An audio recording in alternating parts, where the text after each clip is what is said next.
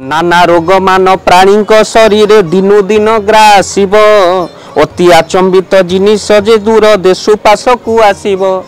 भक्तबंधु आग को शरीर भितर एमती रोग हम डाक्तर जहाँ चिन्ह पारबनी एक आम कहूनु महापुरुष कहते पुनश्च अनेक देशरू दूर देश विदेश आचंबित जिनस आसी आम देश में पहुँचब एक आप लिखि रखु ये घटना आग को घटव आ पुनश्च महापुरुष कहते कहले घड़ घड़ी चढ़ चढ़ी पुणी बाबू देशे होइब अद्भुत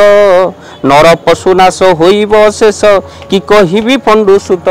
भक्तबंधु आग को कौन हम ना नर पशु अर्थात गृहपालित पशु माने घड़घड़ी पड़ी से मृत्युवरण करेंगे बिजुली आघात अनेक मरबे आगु घर उपर एत घड़घड़ी पड़ू ए घर जलुची नड़िया गछ जलुची आ मनीष वज्रपात अनेक लोक मरुंच कहीं एभली वज्रपात आग को घटना घटव महापुरुष कहते खाली से नुह कहले आगुरी जो घटना लिखाई सत्य केमी देखु कहले ग्रीष्मर उत्ताप बढ़ अनेक तृण माने जीवे जली अग्निवृष्टि प्राय प्राणी को लगे जानी थाओ फाल्गुनी अर्जुन को कहते भगवान कलिर आगत भविष्य मालिका आउ कौन कहले हे अर्जुन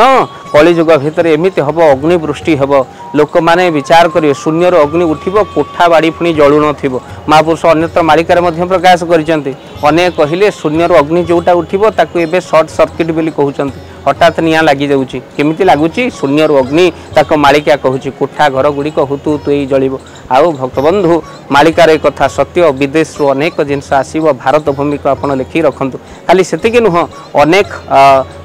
रोग जहाँ को